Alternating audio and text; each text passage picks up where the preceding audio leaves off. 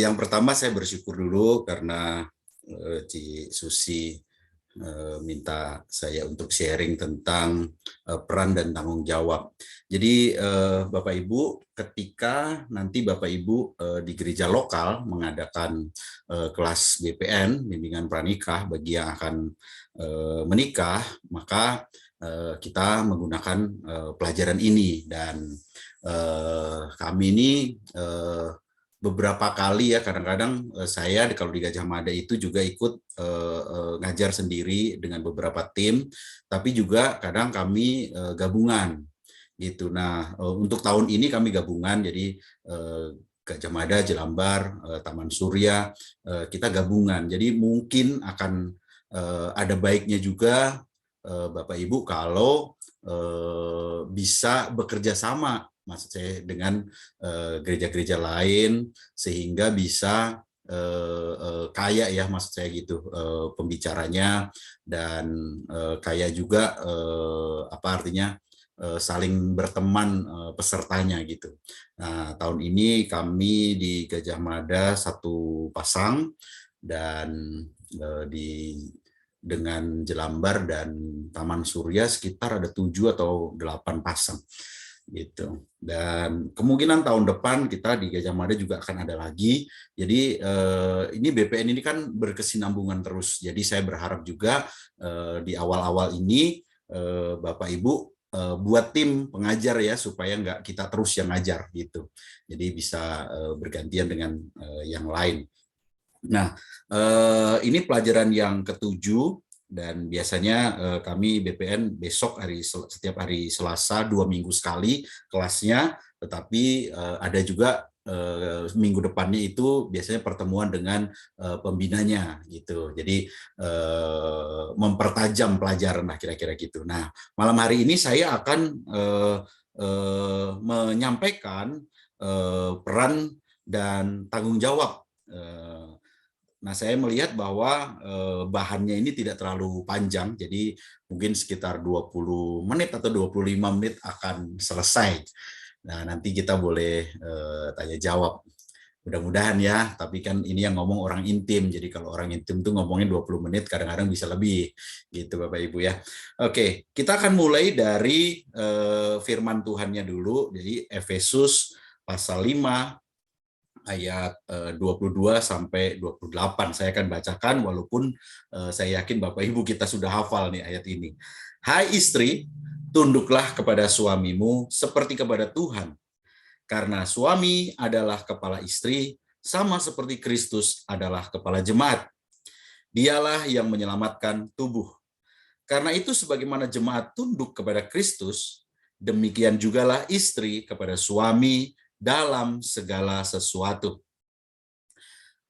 Hai suami, kasihilah istrimu sebagaimana Kristus telah mengasihi jemaat dan telah menyerahkan dirinya baginya untuk menguduskannya sesudah ia menyucikannya dengan memandikannya dengan air dan firman, supaya dengan demikian ia menempatkan jemaat di hadapan dirinya dengan cemerlang, tanpa cacat atau kerut atau yang serupa itu, tetapi supaya jemaat kudus dan tidak bercelah.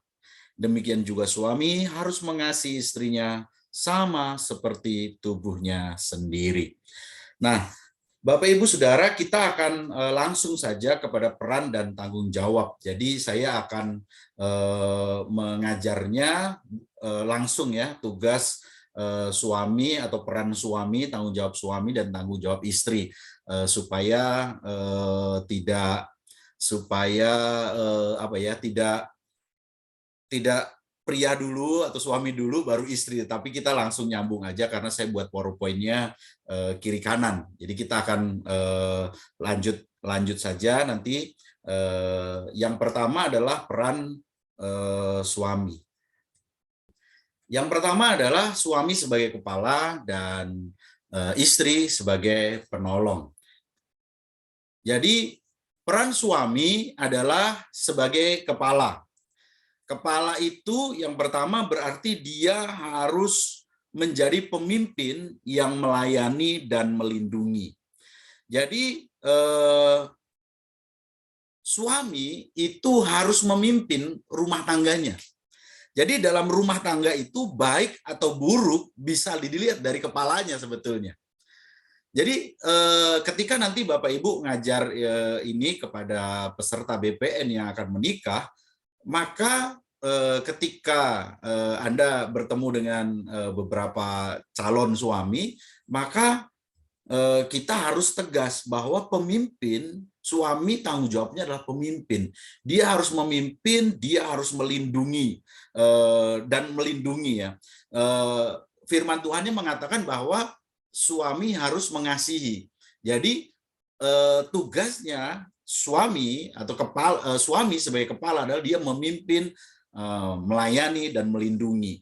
Jadi kita jelas dulu di sini. Jadi nggak boleh suami itu dia memimpin tapi dengan kekerasan, memimpin dengan memukul misalnya begitu ya, memimpin dengan menghina pasangannya, nggak boleh.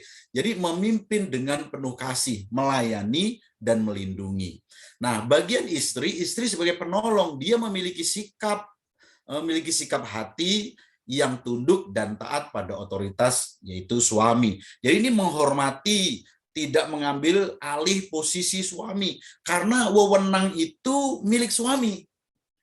Wah, enak dong jadi suami, gitu ya. Nanti kalau ada yang bertanya, enak jadi suami. Ya, kita nggak bisa milih nih di sini, karena memang itu udah ketetapan Tuhan, itu udah peraturan Tuhan. Tuhan yang tetapkan suami adalah kepala dan istri sebagai penolong. Jadi memang kita nggak bisa pilih kenapa begitu. Jadi bagi laki-laki maka tanggung jawabnya adalah memimpin, sedangkan istri adalah tunduk. Laki-laki suami sebagai kepala mengasihi istrinya, melayani dan melindungi, tapi istri tunduk dan taat kepada suaminya. Lalu yang kedua, suami adalah sebagai kepala, maka tugasnya, peran dia adalah mencari nafkah untuk kesejahteraan keluarga. Jadi perlu ditekankan di sini kepada suami bahwa suamilah yang utama untuk mencari nafkah. Walaupun sekarang di dunia sekarang ini istri atau perempuan ya, dia bisa saja pekerjaannya lebih baik, keuangannya, gajinya lebih bagus, dan dia bisa punya keahlian untuk memperoleh nafkah itu lebih baik daripada suami. Tapi kita sebagai pemimpin, kita sebagai gembala, pemimpin gereja, maka kita harus kasih tahu kepada calon suami itu bahwa kamu tuh kepala. Karena kamu kepala, kamu yang bertugas mencari nafkah. Gimana kalau kurang? Gimana kalau kurang? Ya pokoknya mesti cari. Cari dan cari, ya mesti ada doa, kerja keras dengan hikmat Tuhan, ya itu nanti pasti akan bisa lah istilahnya gitu. Nah, karena suami itu adalah kepala, tugasnya mencari nafkah, dengan dia suka berdoa, dengan dia rajin bekerja, dengan dia disertai dengan hikmat Tuhan, maka Tuhan akan berikan kemampuan untuk dia memperoleh harta, nafkah, sehingga keluarganya akan berkecukupan. Kira-kira begitu. Waktu itu ada pertanyaan, terus istri boleh bekerja nggak? Ya sesuai dengan kesepakatan, maksudnya gitu. Tetapi yang paling utamanya adalah kita menekankan bahwa pencari nafkah adalah suami. Jangan sampai nanti menikahi perempuan yang pekerjaannya udah bagus, keuangannya udah bagus, lalu si suami sebagai kepala ini merasa ya udahlah jadi malas-malasan begitu. Nggak bisa, karena peran suami adalah kepala, dia yang bertanggung jawab. Gitu kira-kira. Jadi ini perlu ditekankan kepada calon suami. Gitu. Biasanya nanti ada kasus ya, dalam kasus nanti saya coba akan perdalam di sini. Kemudian tugas istri sebagai penolong adalah mendukung dan melengkapi panggilan suami. Jadi jelas bahwa tugasnya istri adalah mensupport, mendukung suaminya. Suaminya mau bekerja apa, mau bisnis apa, mau pelayanan, kalau dia seorang hamba Tuhan, bagian dia mensupportnya, bagian dia mendukungnya, bukan menjadi saingannya gitu. Atau istilahnya apa ya, kalau misalnya ada dulu kan kalau hamba Tuhan, kamu mau jadi hamba Tuhan, nanti saya mau dikasih makan apa ya, nggak boleh gitu gitu. Jadi istri tugasnya adalah mendukung, melengkapi panggilan suami gitu. Oke, lanjut lagi. Yang ketiga, panggilan atau peran dan tanggung jawab suami sebagai kepala adalah memimpin keluarganya ke arah visi keluarga. Artinya dia memimpin istri dan anak-anaknya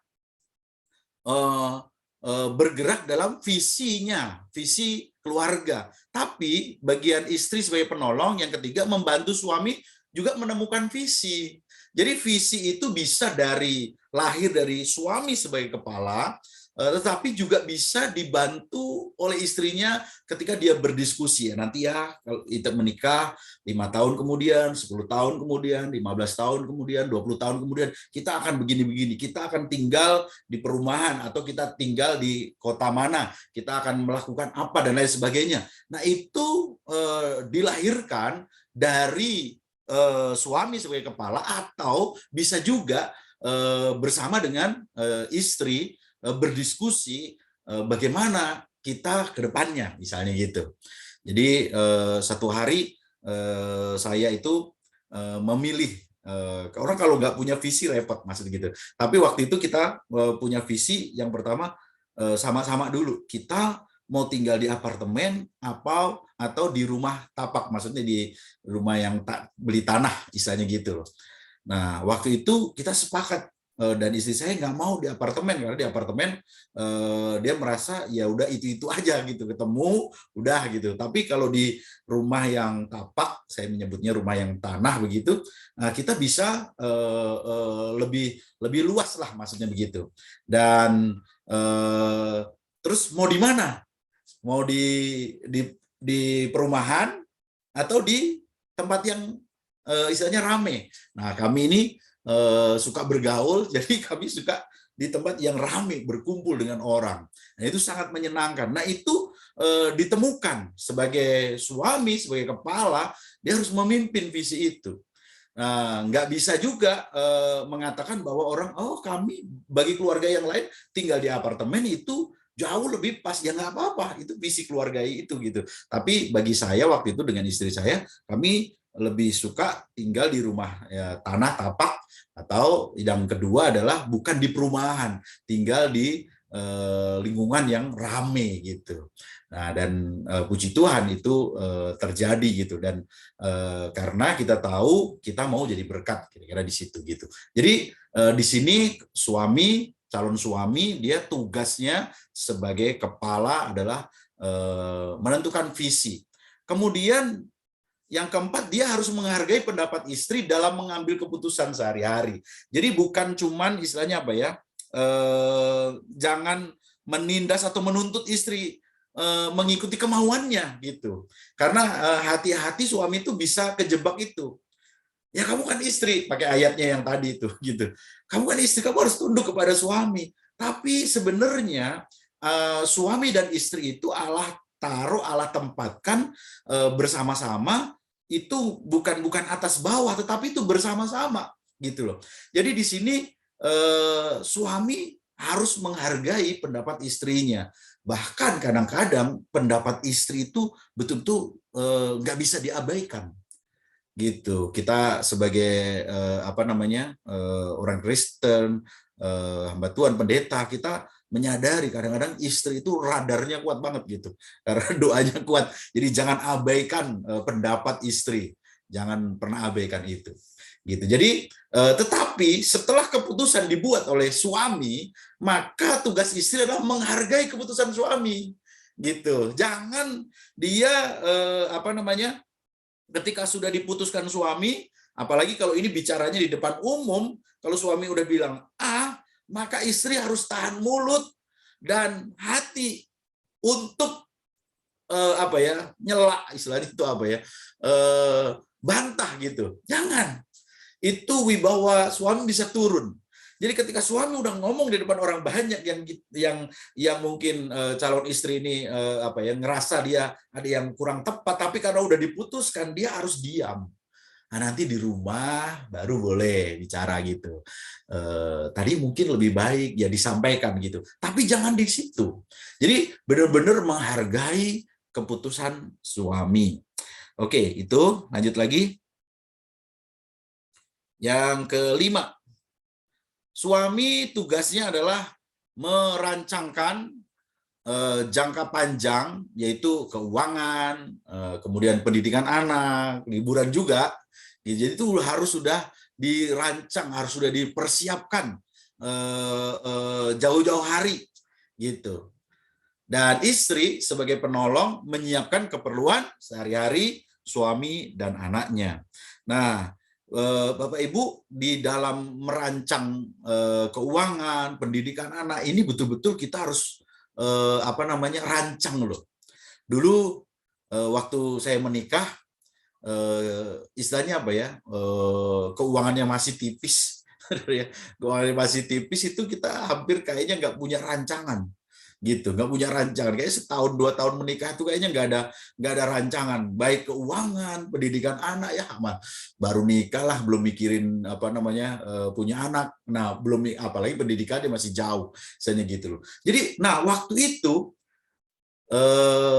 Babe John kasih tahu, karena kami di Jelambar waktu itu gabung stafnya dari Jelambar, Gajah Mada, Bojong, Taman Surya. Waktu itu dia ngomong sama kita loh, dia bilang gini, Tulus, kamu tuh harus tetap nabung loh, katanya gitu. Nabung loh, ya entahkah sebulan tuh 20.000, 50.000, tetap harus disisihkan, katanya gitu. Harus nabung, itu gunanya banyak. Nah awalnya dia cuma ngomong nabung, tapi saya tahu bahwa ini adalah perencanaan. Orang yang nggak punya perencanaan keuangan, aduh gawat. Jangan kita ini orang pendeta Pantai Kosta karismatik ya, nggak punya rancangan loh. Gitu, harus kita punya rancangan, termasuk pendidikan anak ya. Waktu itu karena terus berjalan ya sambil BPN, jadi sambil praktek sambil melakukan, saya coba nyiapin gitu. Waduh, nanti anak mau kuliah itu waktu itu dikasih tahu biayanya berapa, saya tanya, kurang lebih 60 jutaan lah katanya, siap-siapin gitu ya. Nah puji Tuhan kita siapin, nah ternyata anugerah Tuhan tuh cuman masuk bayarnya cuma 6 juta gitu, 10, jadi bayar 10% aja. Ya itu anugerah, tapi kalau nggak disiapin kita nggak punya uang sama sekali loh, gitu. Bahkan dari sini saya awal-awalnya itu mulai merencanakan keuangan tuh dari nabung. Jadi dulu tuh setiap tahun tuh kalau udah habis tahun nggak ada uangnya lagi. Bisa tiap tahun ganti tahun nggak ada uangnya lagi. Nah waktu itu SMK Berakar kita diajarin keuangan kan 2007 akhir, kemudian 2008 setahun itu saya nabung di celengan. Nah, waktu saya cuma taruh di celengan. Nah saya cuma bilang ini uang seperti uang haram, jadi diambilnya nanti tahun baru gitu. 1 tahun nabung itu lumayan loh, Bapak Ibu, dapatnya itu kurang lebih hampir 5 juta 1 tahun lewat celengan itu gitu. Nah 3 tahun saya punya uang 15 juta gitu. Seandainya saya nggak punya celengan itu, mungkin saya juga nggak akan pernah punya uang gitu. Nah sekarang di sini di tetangga saya ajarin mereka kalau mau pulang kampung, mau Lebaran itu kamu nabung, taruh aja di celengan. Jadi nanti kalaupun dari celengan itu kan nambahnya udah tinggal sedikit gitu loh. Tapi kalau kamu nggak pernah ada, tahu-tahu kan mau Lebaran, oh itu jutaan loh mereka pulang gitu.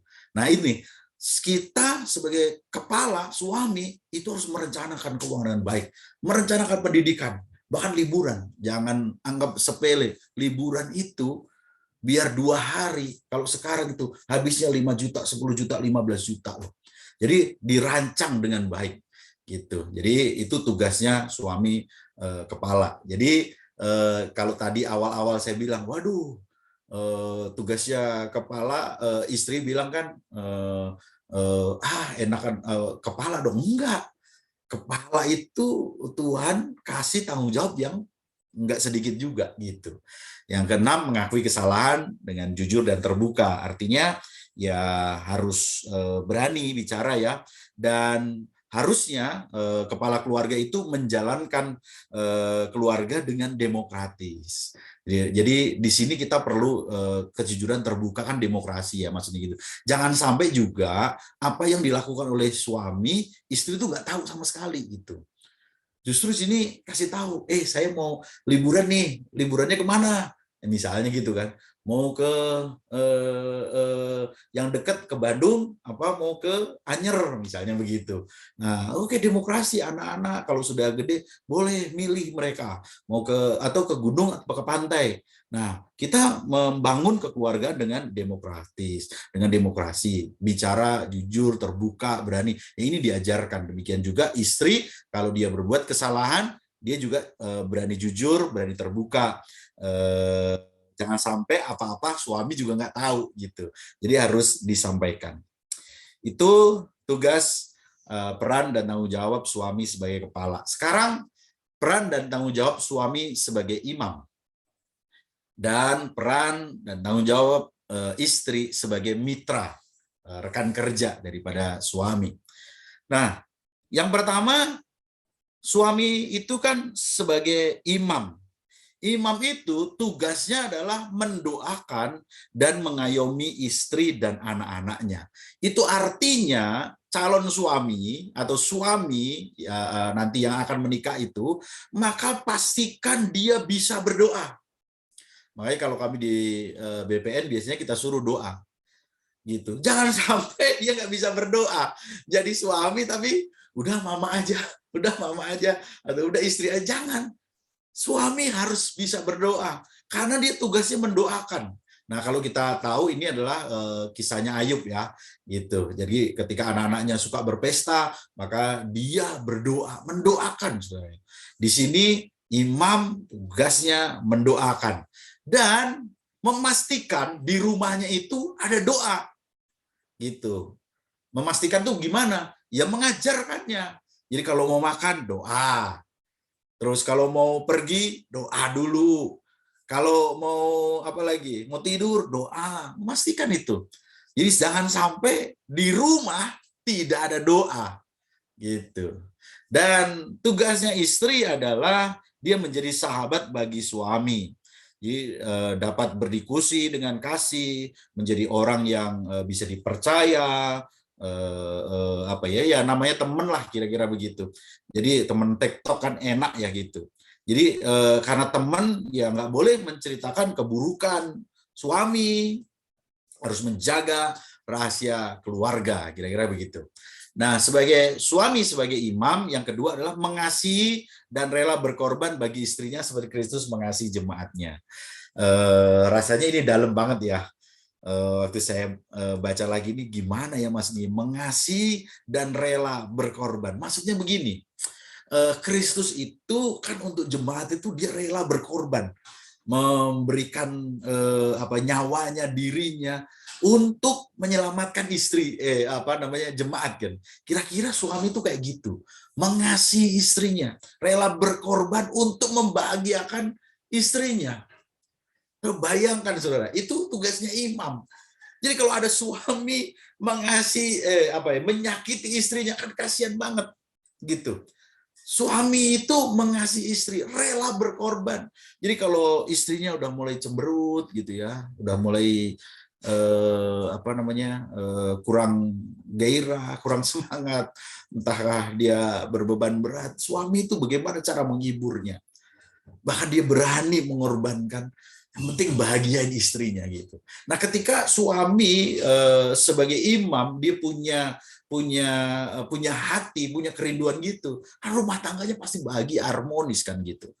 Dan istri tugasnya menciptakan suasana yang aman dan nyaman di rumah, bersikap lembut, ya sopan, rajin gitu. Nah, di suami kadang-kadang nih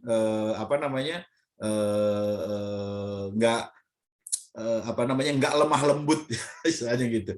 Kadang-kadang kasar sama istrinya, malah beberapa suku atau pandangan yang kurang baik, kurang tepat menurut saya ketika dia menganggap istri itu kayak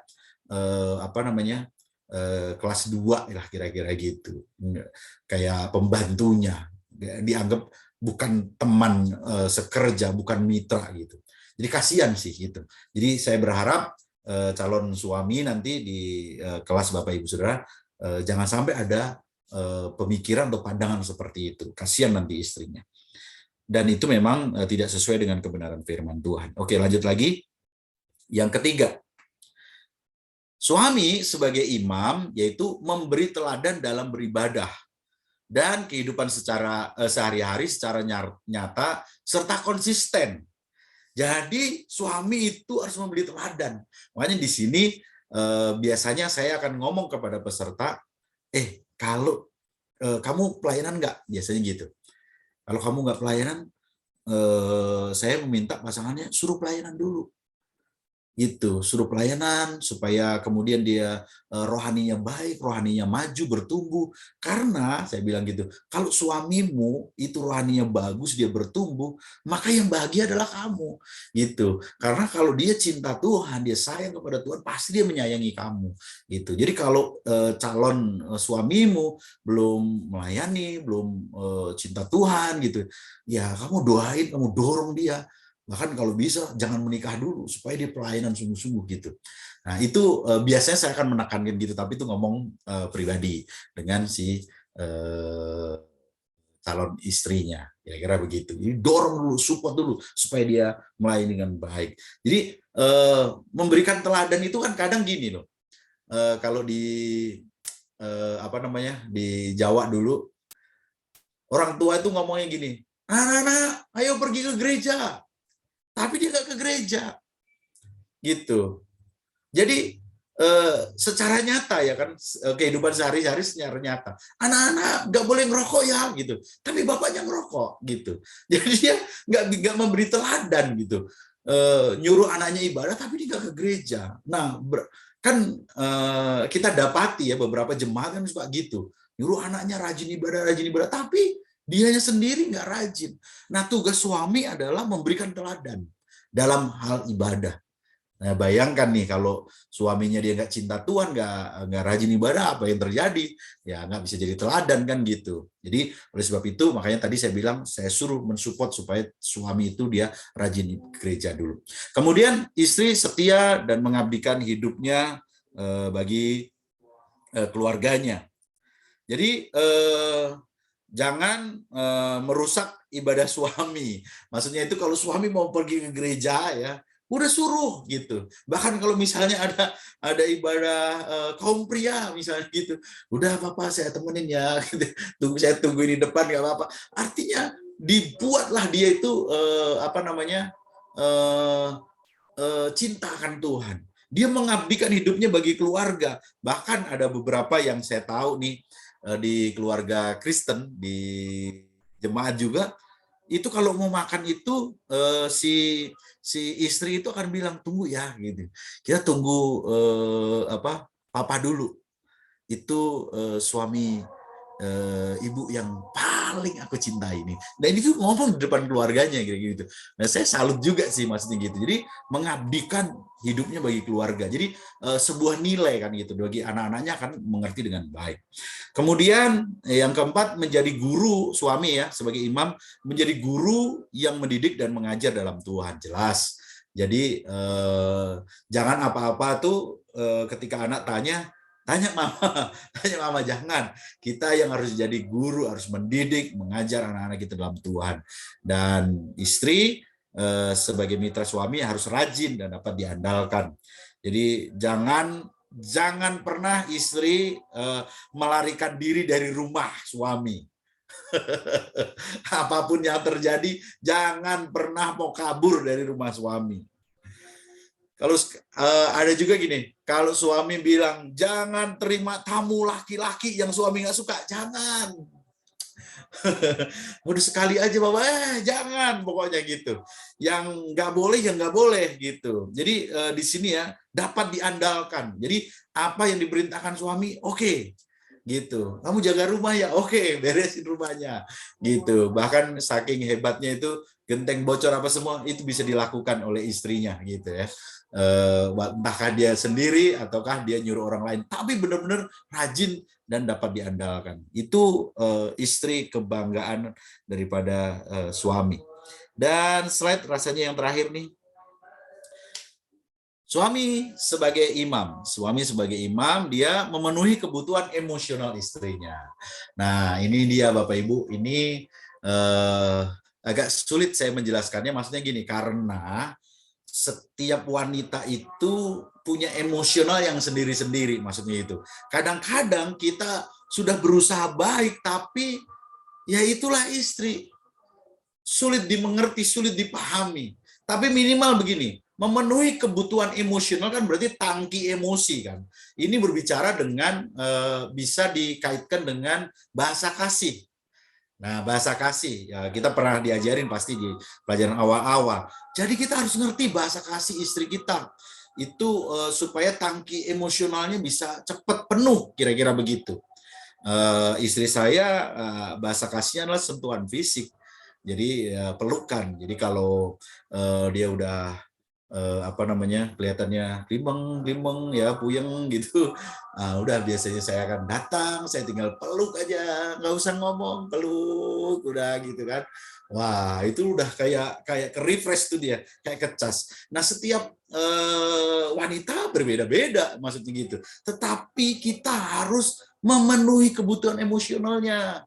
Jangan sampai di rumah dia tidak dapat dari suaminya, dia dapat kebutuhan emosional dari orang lain gitu. Kalau dia bekerja, kalau dia di luar dia dapat, waduh bahaya. Suamilah atau kitalah yang harus memenuhi kebutuhan emosional istri kita.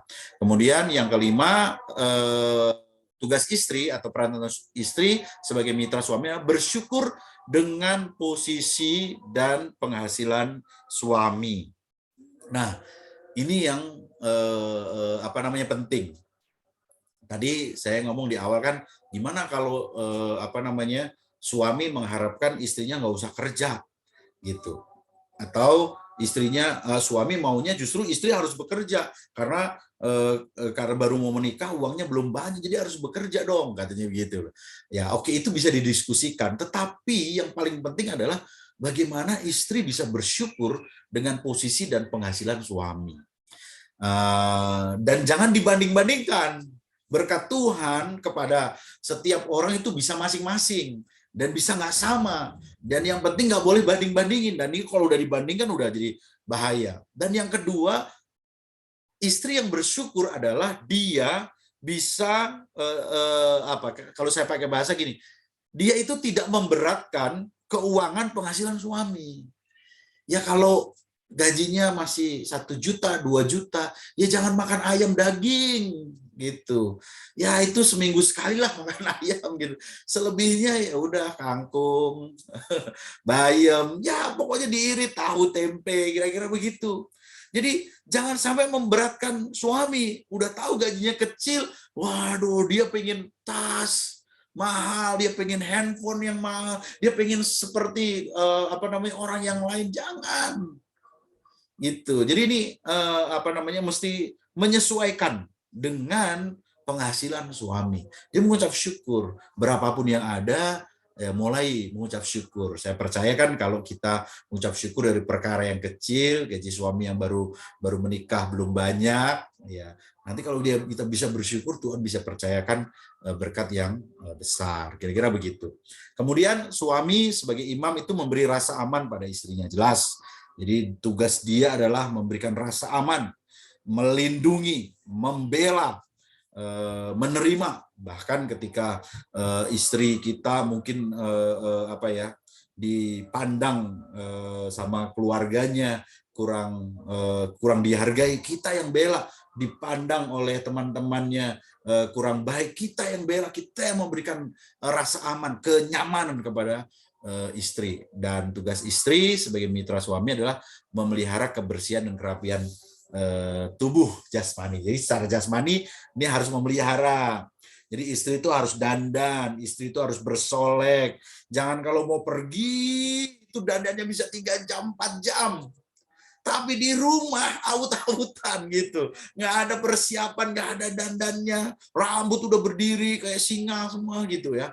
Jangan. Istri itu harus tetap cantik. Bahkan nggak pakai lipstik ya harus cantik gitu.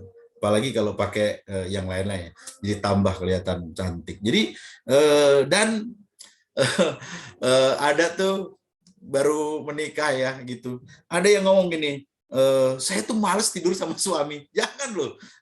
Jangan males temenin suami tidur. Sanaan dikit, panas katanya. Jadi apa namanya? Tugasnya istri ya dia mitra suami, dia harus memberikan rasa kebahagiaan kepada suaminya.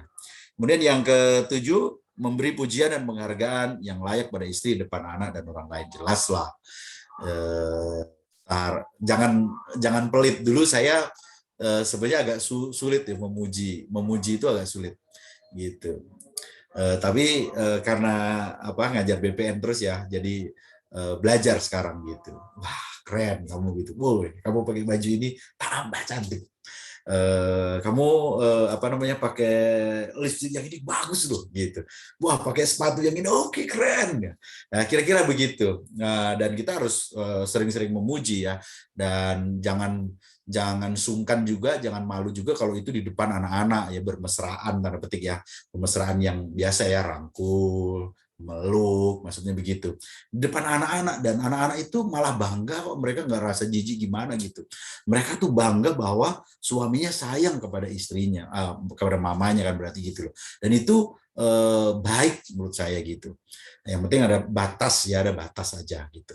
Dan istri yang ketujuh, menjaga kecantikan batiniah dan memelihara kehidupan rohani. Jelas dia nggak boleh cuma cantik secara fisiknya, tapi dia juga harus cantik secara rohaninya.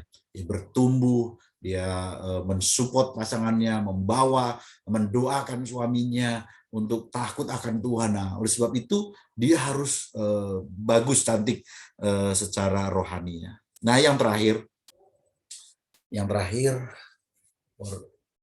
nah, jangan menggunakan firman Tuhan untuk memanipulasi. Manipulasi itu artinya menggunakan firman Tuhan untuk kepentingan pribadi. Jadi gini, seringkali nih firman Tuhan yang kita baca tadi, Efesus tadi,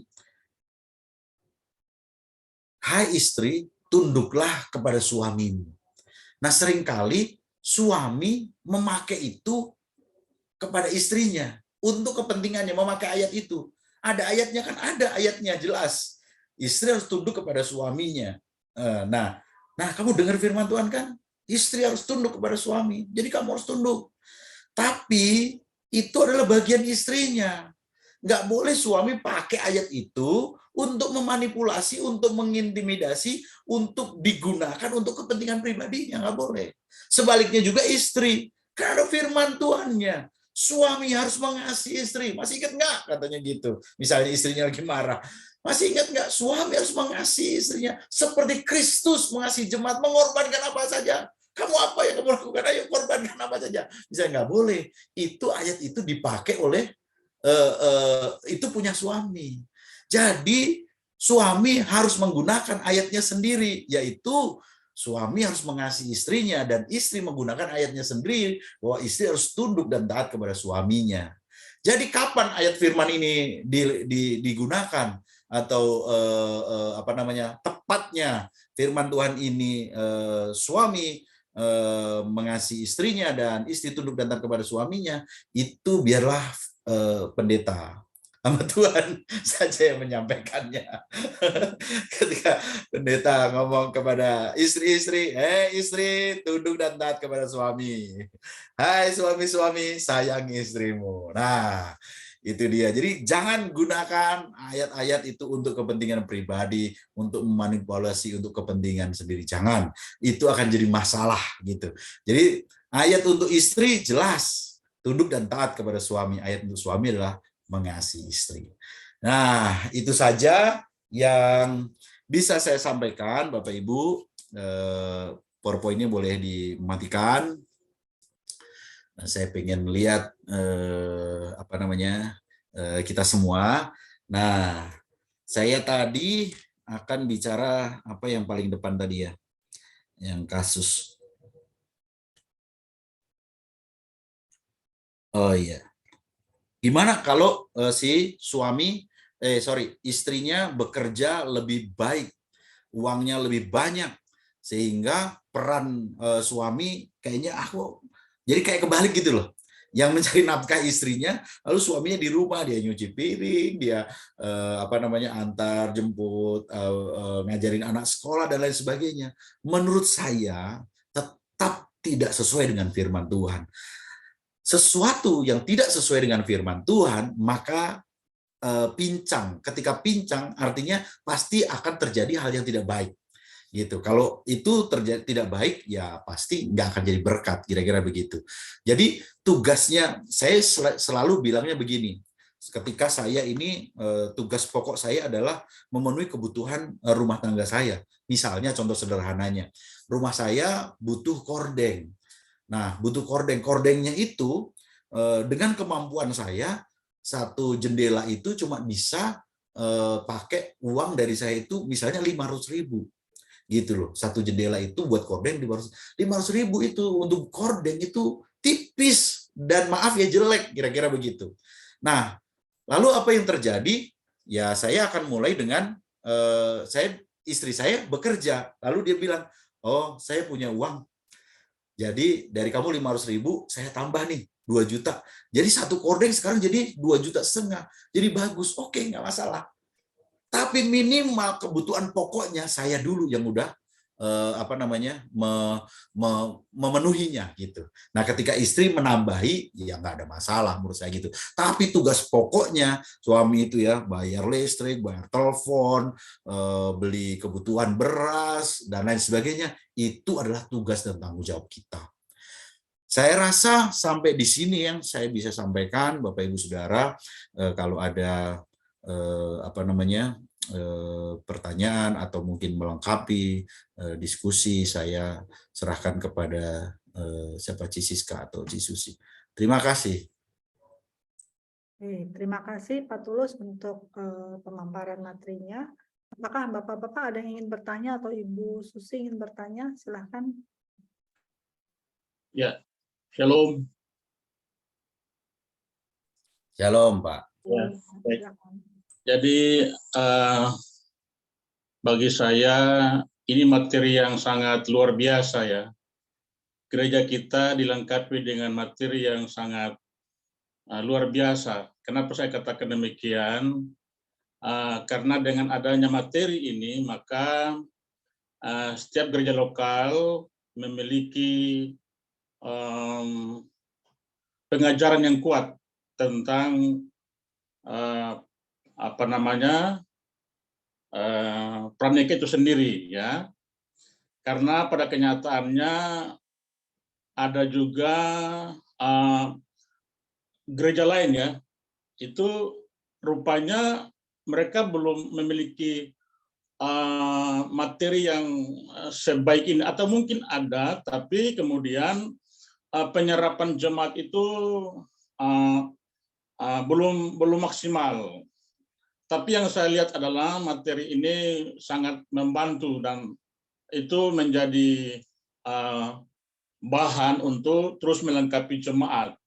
Sehingga ketika mereka memang sudah masuk dalam pernikahan Kristen, maka mereka bertanggung jawab atas pernikahan itu sendiri. Karena mereka harus bertanggung jawab kepada Tuhan yang telah mempersatukan mereka.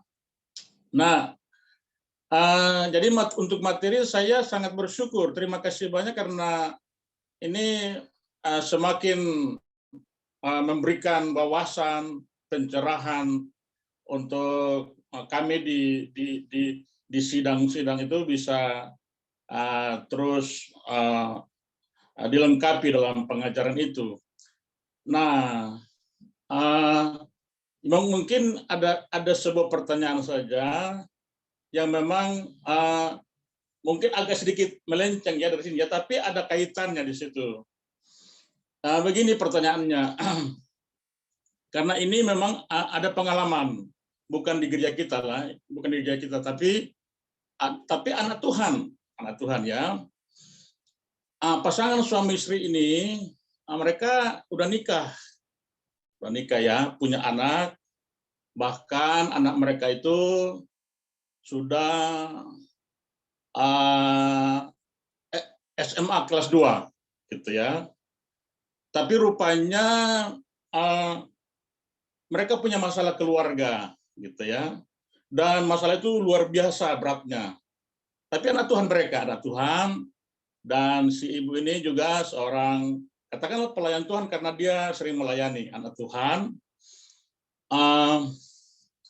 Tapi karena ada masalah dalam keluarga mereka yang cukup rumit rupanya, dan menurut apa yang ibu ini saksikan bahwa saya pernah coba untuk memberikan ibu ini supaya jangan sampai ada kata cerai di situ ya.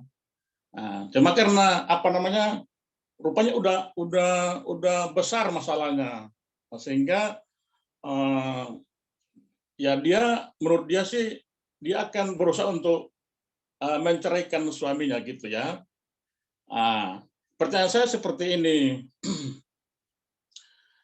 ketika itu terjadi ya, maksudnya mereka ya kalau secara gereja kan kita tidak bisa menceraikan mereka ya, tapi ketika mereka diceraikan secara hukum ya, jadi di pengadilan mereka diputuskan bercerai gitu ya. Nah setelah hukum itu menetapkan ada perceraian, tapi hari berganti hari, kemudian ketika mereka punya hubungan bagus kembali, dan putusan itu kemudian dibatalkan, katakanlah begitu. Pertanyaan saya, apakah waktu putusan pengadilan mereka cerai itu pemberkatan di gereja juga ikut bubar, sehingga ketika mereka kembali akur itu mereka diberkati lagi. Berkati lagi gitu. Terima kasih, mungkin itu Pak Tulus ya. Terima kasih. Ya, terima kasih untuk pertanyaannya Pak Filipus. Ya. Apakah Pak Ya. Tulus mau langsung menjawab atau Suhu saja, suhu Bu Susi aja. Silakan Ibu Susi mau bantu jawab. Ayo, Pak Tulus melempar ke saya ya. Jadi pertanyaan Pak Filipus gini supaya saya jangan salah paham ya. Ya. Berarti pertanyaannya adalah apakah boleh kalau orang sudah bercerai kemudian Ya. dia menikah lagi dengan pasangan yang sama tentunya. Begitu ya, Ya, Pak? betul. Kembali lagi akur ya. Ya. Kalau menurut saya kalau bercerai terus menikah lagi dengan orang yang sama boleh. Gitu. Ya artinya kan itu sebenarnya dia udah bercerai tapi terus akhirnya baikan gitu, maksudnya hubungannya jadi baik lagi, mau menikah lagi ya, mau bersatu lagi nih gitu, boleh nggak gitu ya? Boleh. Gitu. Nah, iya saya mengerti. Cuman apakah ketika mereka bersatu lagi itu, apakah pihak gereja Memberkati lagi? Ya gitu. Iya. Ini sih menurut pandangan saya, tapi nanti di sini ada Pak Edi itu boleh kasih masukan kalau saya salah. Tapi kalau menurut saya kalau menikah lagi dengan orang yang sama, pemberkatan lagi ya nggak apa-apa, kayak diresmikan lagi gitu kan, artinya diulang. Yang susah kan kalau mereka bercerai kemudian menikah dengan orang lain gitu. Ya, betul. Itu kan yang jadi kontradiksi ya gitu, bagaimana nih gitu. Tapi kalau menikah dengan orang sama ya nggak apa-apa sih kalau menurut saya. Ya kan kita juga jadi hamba Tuhan kan kepengennya kalau orang jemaat bercerai itu pengennya kalau bisa jangan bercerai gitu. Tapi kalau mereka akhirnya bercerai terus melewati beberapa tahun masing-masing ada perjalanan hidupnya gitu ya. Terus mereka akhirnya sadar dan mereka bersatu lagi, wah kita ikut senang juga kan bersatu lagi gitu. Begitu. Kalau menurut saya nggak apa-apa sih diberkati. Pak Edi gimana? Ini yang atau Pak Ali juga ada tuh ya. Kalau mau jawab silakan. Ada yang mau ditambahkan? Apa setuju dengan saya?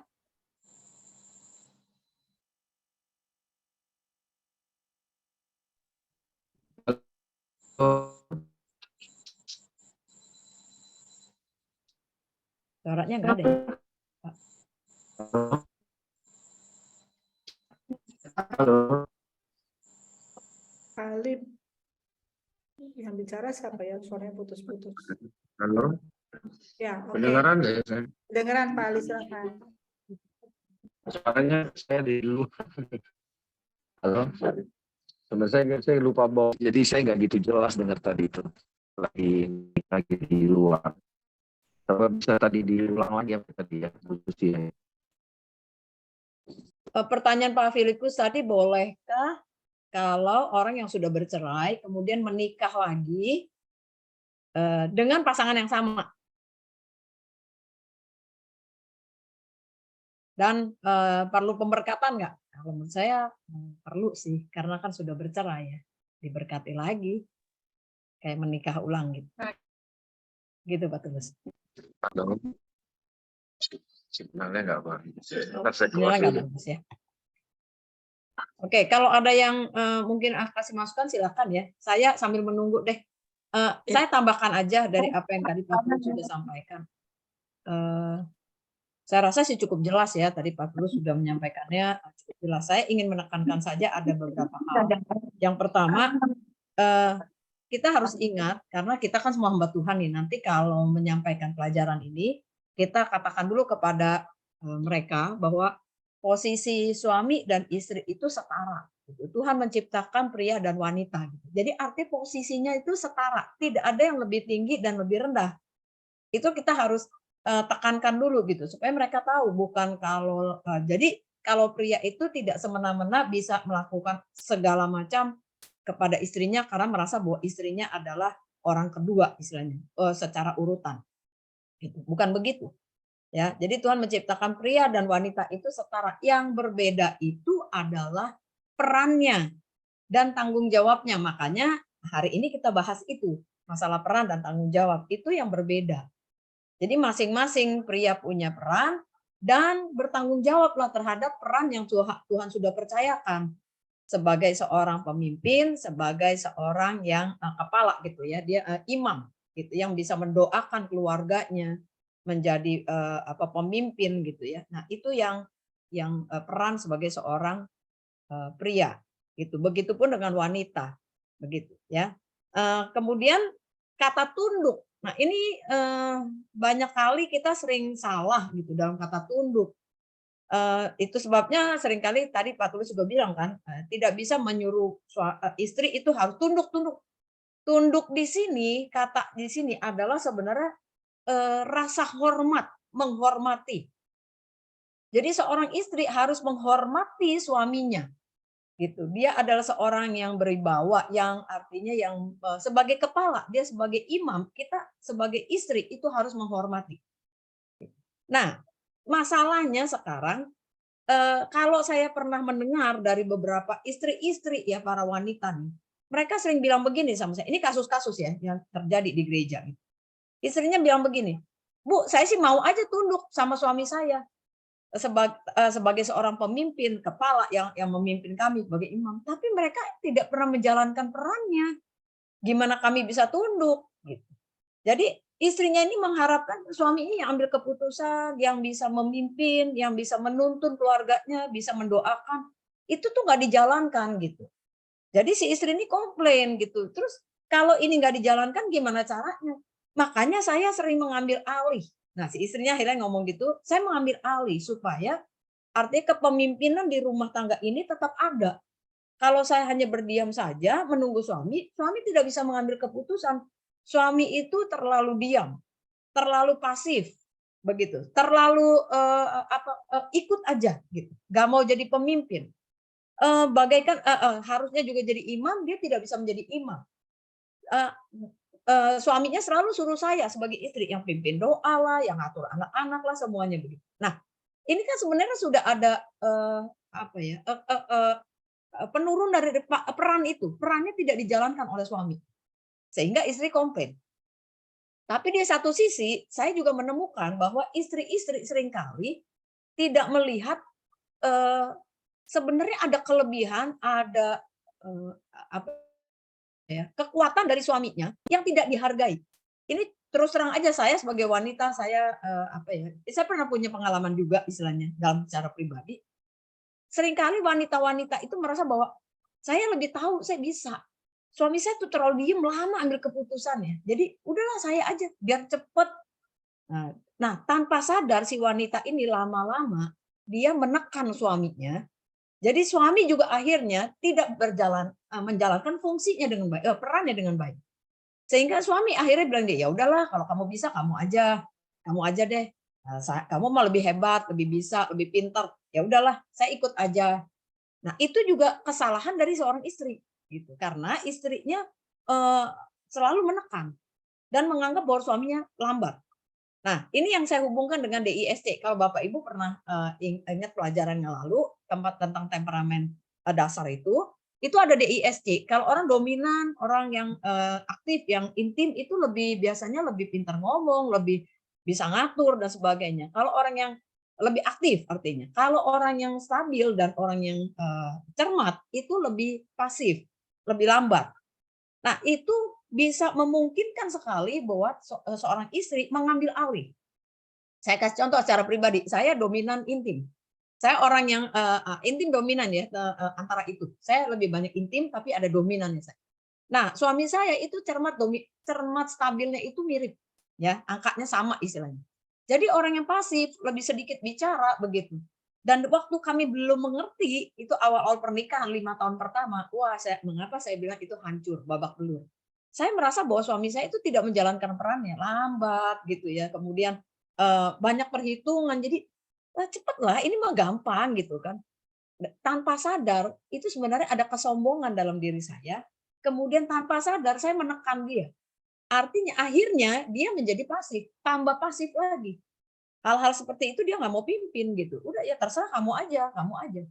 Nah, seperti ini yang sering terjadi dalam rumah tangga. Kalau tidak disadari, ini akan terjadi terus-menerus. Nah, saya bersyukur sih waktu itu saya mengerti, saya sadar, kemudian suami saya juga sadar gitu. Artinya nggak boleh begini. Sekalipun misalnya istrinya terlalu ngatur, dia seorang suami harusnya bisa bilang, coba kamu dengar saya ngomong dulu misalnya, ya, atau ayo kita diskusikan. Nah, ini masalah diskusi juga kita jarang. Pokoknya apa yang ada di pikiran saya jalani. Apa yang ada di pikiran suami saya dijalankan. Akhirnya nggak pernah ketemu. Bahwa harusnya kita berdiskusi dulu untuk ambil keputusan misalnya. Nah, ini yang sering terjadi dalam rumah tangga. Makanya banyak konflik-konflik yang terjadi dalam rumah tangga. Salah satunya adalah tidak menjalankan peran dan tanggung jawab. Tanggung jawab itu salah satu tiang dalam rumah tangga yang penting. Selain ada komunikasi, ada saling percaya, saling menghargai, itu penting.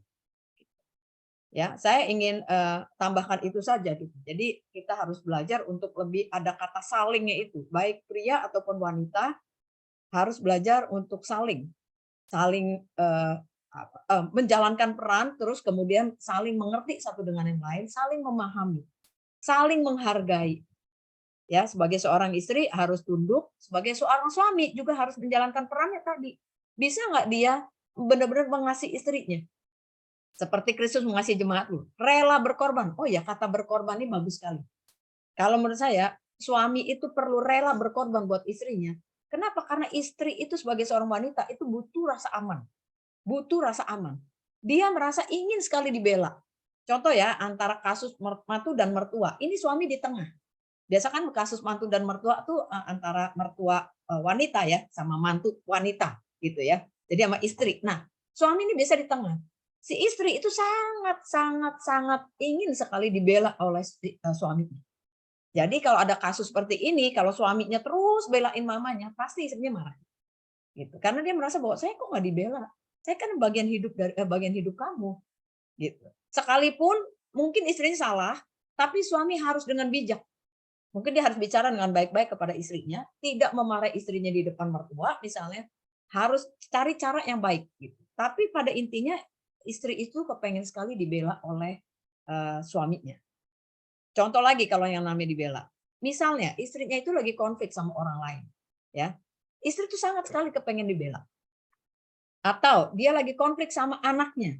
Nah, anaknya misalnya anak perempuan atau anak laki-lakinya lah ya gitu. Lagi berantem nih ya. Si mama lagi ngomel terus anaknya bentak mamanya gitu. Anaknya tuh malah ngelawan mamanya. Nah, ini kalau ada seorang pria, ada suaminya, papanya itu harusnya membela. Membela siapa? Membela istrinya. Menegur anaknya. Nah, itu mama kamu. gitu ya. Kamu harus bicara dengan sopan. Sekalipun mamanya salah misalnya ya. Nah, boleh tegur mamanya tapi bukan dimarahin, mamanya malah dimarahin atau didiemin, biarin aja dia berantem si istri sama anaknya. Istrinya tuh bisa sedih loh, bisa kecewa gitu, bisa marah. Kenapa? Karena dia merasa bahwa kok suaminya nggak bela saya ya. Begitu ya. Ini pengalaman-pengalaman dari apa yang saya sudah lihat dari jemaat, kemudian secara pribadi saya juga mengalami hal seperti itu. Oke. Siska, silakan lanjut. Ya, terima kasih Bu Susi untuk penjelasannya cukup lengkap, cukup jelas ya. Apakah ada lagi yang ingin bertanya? Silahkan bertanya apa saja boleh. Iya, Siska mau tanya ya. Silakan. Mau tanya Ci Susi begini, saya punya rencana karena saya lihat jemaat di kita itu kan banyak orang tua itu bermasalah ya. Mereka nikahnya itu kadang-kadang nggak tahu gimana gitu. Ada yang nggak ada surat nikah, ada yang kumpul kebo dan sebagainya. Saya berpikir begini, saya punya rencana pengen ngumpulin gitu loh. Bisa nggak? Pengen ngumpulin berapa pasang suami istri begitu yang sudah lama nih menikah, tetapi mereka tidak ada pemberkatan waktu nikah dulu gitu loh. Nah, bisa nggak? Lalu caranya bisa apa pakai buku ini atau bagaimana gitu loh? Ini pertanyaan saya. Makasih. Oke, terima kasih untuk pertanyaan Ibu Herwana Ai. Jadi kalau orang yang sudah menikah tapi waktu itu belum ada pemberkatan, apakah bagaimana gitu? Apakah bisa pemberkatan? Apakah bisa pakai buku ini? Diteguhkan nggak di gereja gitu loh? Iya. Ya. Tulus mau jawab? Silahkan Pak Tulus. Ya sebenarnya bagus sih, malah dibuat BPN tapi nggak usah full full pelajaran, beberapa pertemuan saja, setelah itu pemberkatan lagi. Rasanya sih di Jelamber sering juga ya gitu diadakan, jadi nggak apa-apa Ci gitu, kalau perlu bantuan kita siap bantu kok Ci gitu. Aku rasa sih itu. Silakan Ci Susi. Oke. Makasih Pak Tulus. Nanti ya lagi dipikirkan. Makasih. Ya, saya tambahkan, Bu Ae. Memang ini kalau menurut saya kalau belum menikah, belum diberkati, malah kita dorong gitu, supaya mereka menerima berkat pernikahan itu gitu. Ya, nah, perlu dikasih pelajaran. Memang kalau di Jelamber sering kita mengadakan itu. Jadi kalau ada orang-orang ini pasti kita lakukan. Nah, mungkin cuma 4 kali, 5 kali begitu. Kita pilih materi-materinya begitu. Tapi kalau memang mereka merasa diberkati, kenapa tidak? Karena pelajaran pernikahan ini kan seumur hidup gitu. Sebenarnya bisa ada lagi. Iya. Nah, kalau mau gampang lagi, kita bisa pakai Zoom kalau mau bersama-sama istilahnya. Kasih pelajarannya via Zoom, tapi didiskusikan lewat gembala lokal gitu. Kalau mau bersama-sama. Itu bentuknya pembinaan lah. Nanti dari gereja mana ada 2 pasang, kan susah juga kalau masing-masing mengadakan, waduh yang satu ada 5, yang satu ada 1 orang, 1 pasang begitu. Kalau digabung kan enak, bikin 10 pasang jadi 1 gitu. Nanti pembinaannya tetap harus ada diskusi, pembinaan tanya jawab itu dengan gembala gereja lokalnya. Gitu. Saya sih usul begitu. Nanti Pak Tulus dan saya bersedia. Iya, makasih Pak.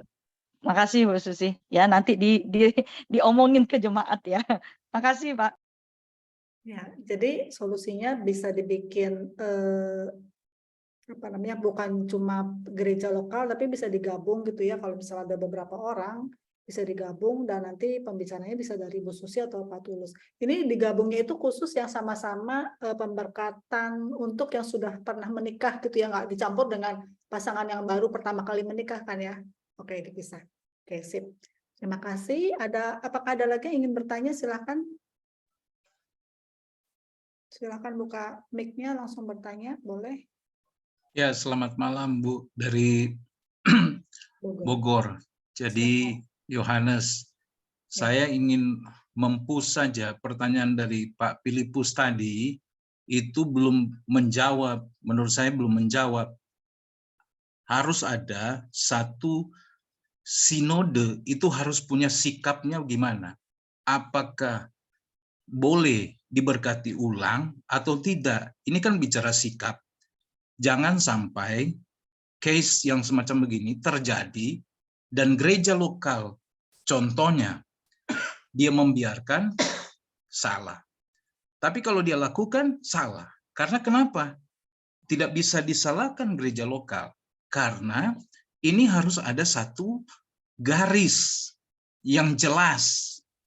Nah, malam hari ini kan kita seminar tentang hal ini. Maka harus ada satu poin yang diambil. Jadi jangan ngambang, jangan. Karena ini bicara tentang sebuah organisasi. Apa yang harus kita ambil? Nah, harus punya sikap. Jadi jangan nanti kita pegangannya apa. Kan di sini tadi sudah minta pendapat Pak Ali, tapi mungkin karena sinyalnya kurang bagus, ada Pak Edi. Jadi kita ingin tahu juga yang di gereja lokal ini. Kira-kira sikap apa yang bisa diambil oleh sinode dalam hal ini? Karena menurut saya, ya, mohon maaf, belum begitu menjawab tadi pertanyaan dari Pak Filipus itu. Mohon itu dipertegas, apakah itu boleh lagi atau tidak gitu. Jangan sampai gereja lokal satu saat mendapat case yang demikian dan itu bisa jadi salah. Orang lain yang menikah, tapi pendetanya yang nanti dikasih di pengadilan. Gitu. Silakan Pak Tulus. Kirain udah ngomong ke Ali, bakalan ke saya lagi, ada-ada aja nih, Mbak Yohanes. Kalau Pak Ali nggak ada, Pak Edi mungkin melengkapi.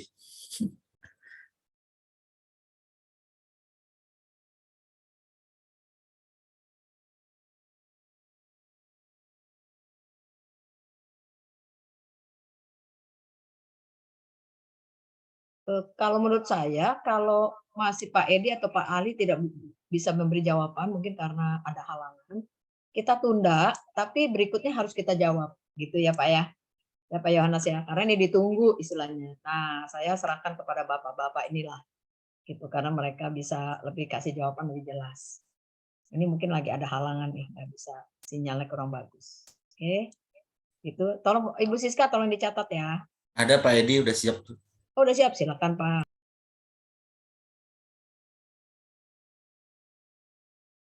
Sebenarnya begini, jadi kalau kita mau bicara tentang berdasarkan anggaran dasar, memang tidak diatur di dalam anggaran dasar. Dan itu ya karena memang kasusnya banyak terjadi tentang keluarga, maka saya juga bingung masalahnya selalu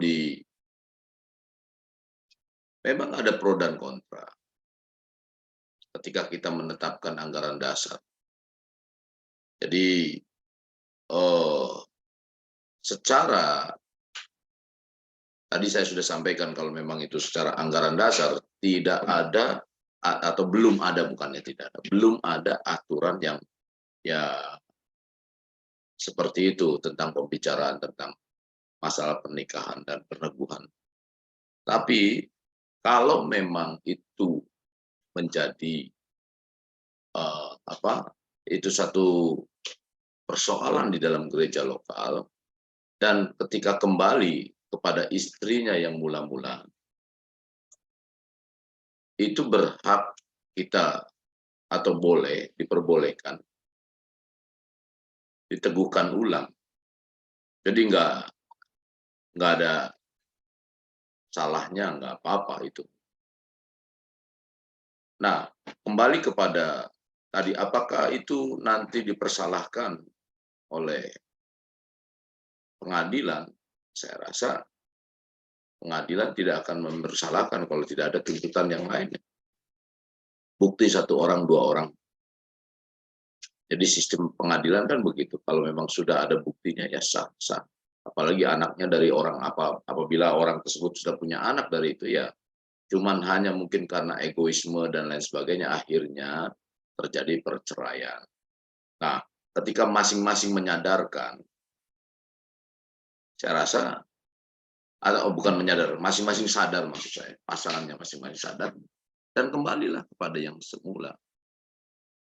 Lalu pertanyaannya berkembang lagi, kalau ini kan karena memang belum ada embel-embel lagi yang lain.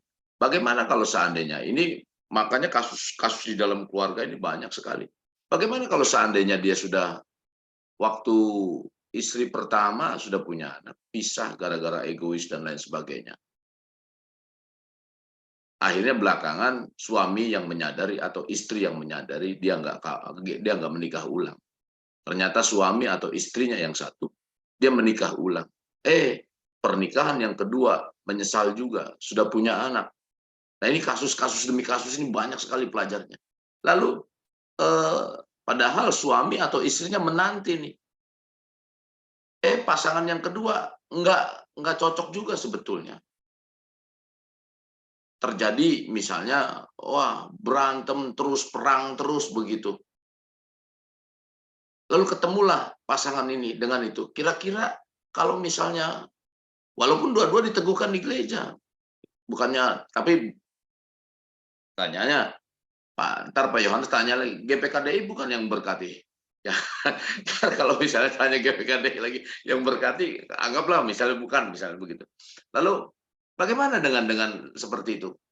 Ketika menyadari, lalu dinanti oleh yang pertama sebetulnya dia nggak menikah lagi, menanti orang yang memang yang dia cintai, istri yang dicintai atau suami yang dicintai, ternyata dua-duanya, oh ya sudah, balik saja begitu. Boleh nggak kira-kira? Yang lalunya karena memang nggak itu ditinggalkan. Sebetulnya kalau berdasarkan firman Tuhan ya kembali yang lama berarti. Kalau memang yang lama yang pertama itu diteguhkan di gereja ya, yang kedua ya sudah.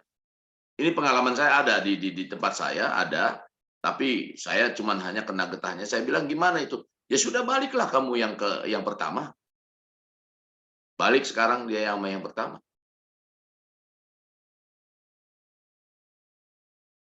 Kalau saya begitu ya. Jadi bukannya mumpung, tapi berdasarkan kebenaran firman Tuhan, saya rasa itu yang boleh saya sampaikan. Makanya ketika saya ditunjuk tim ad hoc untuk membuat undang-undang ini, makin banyak munculnya persoalan-persoalan, baik persoalan keluarga, persoalan banyak macam lah itu. Anak muda yang bagaimana, ini bagaimana.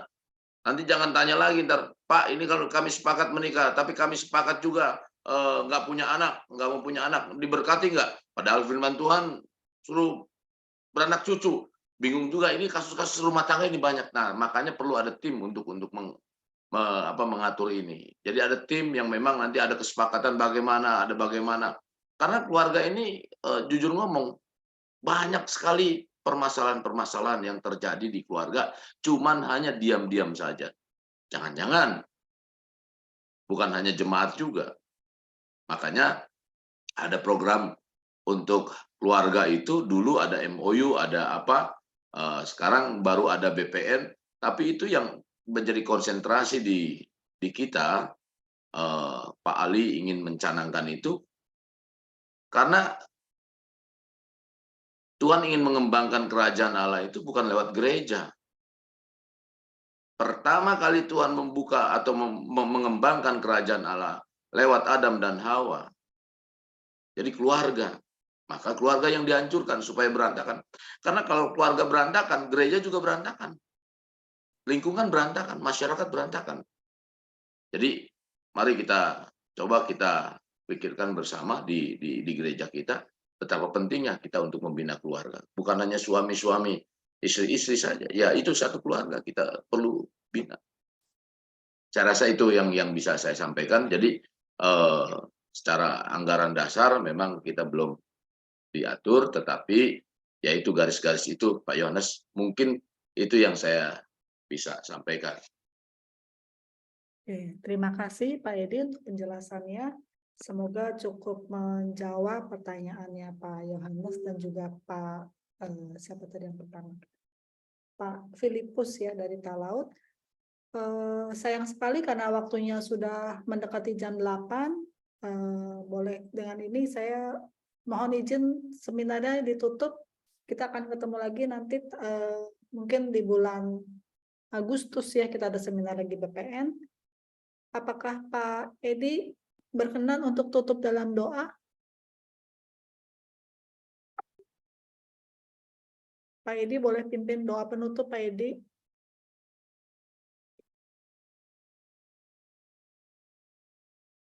Bentar. Oke, yuk.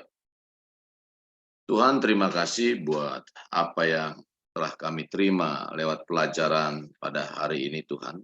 Sangat bersyukur di mana kami telah diperlengkapi untuk menjadi berperan, bagaimana peran kami, Tuhan, sebagai suami dan istri, tanggung jawab, memiliki satu tanggung jawab dan mengerti tentang perannya masing-masing, Tuhan. Terima kasih buat hamba-Mu yang sudah menyampaikan sharing kebenaran firman-Mu pada malam hari. Berkati Pendeta Tulus bersama keluarga dan pelayanannya. Demikian juga ketua daripada tim Departemen Keluarga, baik Bu Susi, Asilas, maupun Tuhan juga Francisca. Tuhan tolong, Tuhan berkati, berikan hikmat, marifat daripada Tuhan untuk mereka, sehingga mampu mengembangkan pelayanan, pembinaan, bimbingan pranikah ini, Tuhan, dengan baik. Kami bersyukur buat lewat pembenahan pada hari ini, pembekalan pada malam hari ini, Tuhan Yesus. Berkati kami semua yang hadir di dalam seminar Zoom ini, biar kami terus semakin dibawa untuk mengerti, bahkan menanamkan kepada para pasangan-pasangan yang akan menikah, bahkan juga mungkin juga memberikan refresh kembali kepada para suami istri, agar mereka tetap di dalam tujuan pernikahan seperti apa yang Tuhan rencanakan. Terima kasih Tuhan Yesus buat acara ini. Biarlah berkat Tuhan menyertai kehidupan kami semua. Mari kita sama-sama kedahkan tangan kita. Terimalah anugerah berkat dari Allah Bapa, kasih sayang daripada Yesus Kristus, dan persekutuan dengan Roh Kudus yang mencurahkan berkat, yaitu berkat secara rohani, berkat secara jasmani, dan berkat secara ekonomi. Di mana berkat Abraham, berkat Ishak, berkat Yakub curahkan dan dilimpahkan dari saat sekarang sampai Maranatha tiba, dalam nama Tuhan Yesus.